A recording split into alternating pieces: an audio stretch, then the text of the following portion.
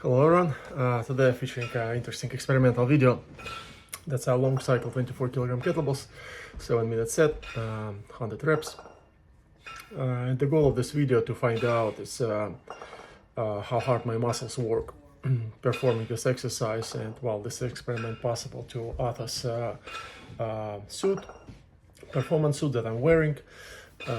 As you can see on this graphics on the left and on the right, so it's tracking 9 muscle groups, and while on the right that's live muscles activation, and on the left you can see a charts of work in percentage and the peak effort.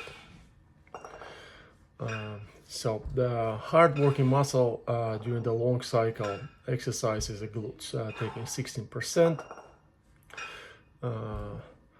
which is not surprised. That's a swing portion here, and like we discovered in snatch, which also was the true about it. So you can see even when you look on the live chart that glutes fires up the moment we clean. Second place taking 3 muscle groups, which is interesting. That's a biceps, deltoid, and pectorals. So upper body. And that's actually, when I'm thinking about it, makes me think that it's a good thing, because it shows that it's quite a balanced exercise. Lower body, upper body, I mean like the whole body exercise. And all biceps, obviously when you look on the movement, arms straightening and bending often, so biceps you can see taking part in the pulling portion and on lowering from the rack into reclean, while supporting also driving arms to the top. Deltoids, I can see fires up the most, also driving to the top fixation, I guess to keep arms in the right spot ahead of the body. Yeah, not that much on the top fixation itself, which is a good thing. So basically just a leading towards. And pectorals, I can see that fires up on accelerating pull,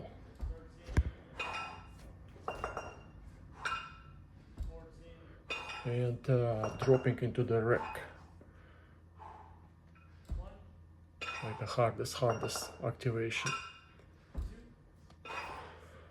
Now third place, taking outer quad.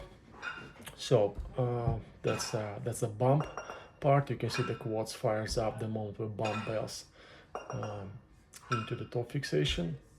So yeah, one of the strongest parts of the exercise. But you see anyways glutes work harder, so cleans is more energy consuming movement compared to the jerk phase, from what we can see, right? Glutes taking first place and outer quad taking third place, but still working a lot. Now fourth place also sharing 2 muscle groups. That's a triceps and hamstrings. That's a supportive muscles. So you see triceps complements the pecs and delts work, and from what I can see, triceps securing the elbow lockout, finishing the top fixation, and also triceps fires up at the back swing, and that's where we're straightening the arms. And well, you secure, well, we also need to kind of straighten the arm and lock the elbow on the back swing to not overuse the biceps and not fires up it too early, so that activates triceps. Oh, that's cool to see. Well, on hamstrings, you can see they baking up the bump part and a swing forward, kind of, you know, next to they're helping glutes on the swing forward, they're helping quads on the bump. inner quad taking a 5th place. And again, I have this one sensor on the right side broken, so cannot collect data from it. I suspect that it probably would score higher, but so far we can see 8% from the left side, and well, it gives 8% total for inner quad, but well, obviously inner quad, especially long cycle, due to our wider stance, working in the bump phase, kind of helping the outer quad. And the least working muscles, last place, is the laterals. Well, and you can see laterals where you expect they work on accelerating pull, but not as hard. And I guess that's probably the counterbalance thing doing the hardest work. Not that much of because it's, you know, lots of muscles to move.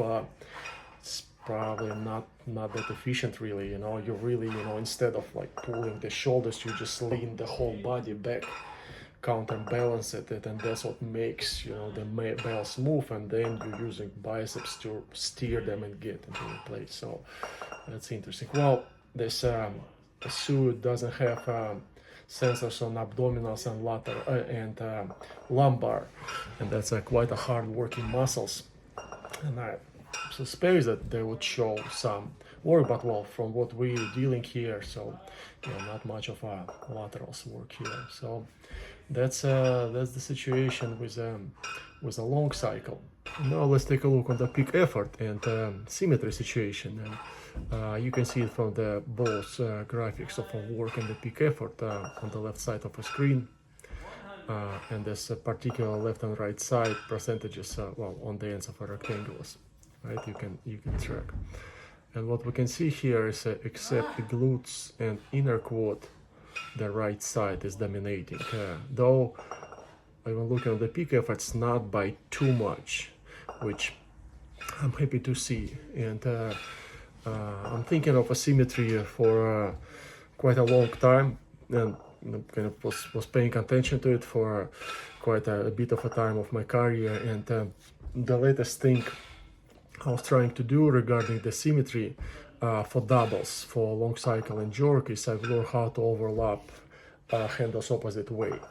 And most of my career I was overlapping right handle on top of the left, which I think makes the left side work a bit more efficient, because the left elbow sits hardest on the iliac crest and kind of have stabilized by the weight of a right side. So left side a bit more efficient and the right side do a bit more work. And when I switch the overlapping, so now when I'm overlapping left on top of the right, so it's theoretically should be the opposite situation, where the right side is supposed to work a bit more efficient and less.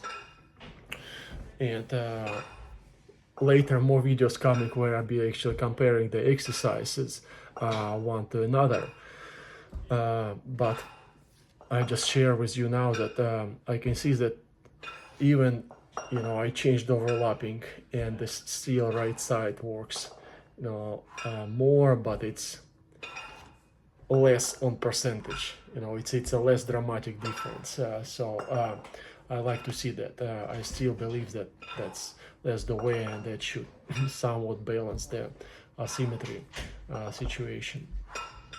And the glutes muscles, so we can see they work mostly during the clean, and it's not really overlapping related phase, because kettlebells fly, you know, next to each other. So maybe that's why, you know, it's not following this theme of you know, right side domination. Well, an inner quad is simply one sensor is off, so we cannot really tell, you know, if both of them work, which side works harder. But I suspect, you know, since it's inner quad is a jerk related, it's probably would be the right side also. But so far that's the data we have of a long cycle, and I'll keep collecting it, and we'll be sharing with you some news and new information. Thank you very much for watching. All the best.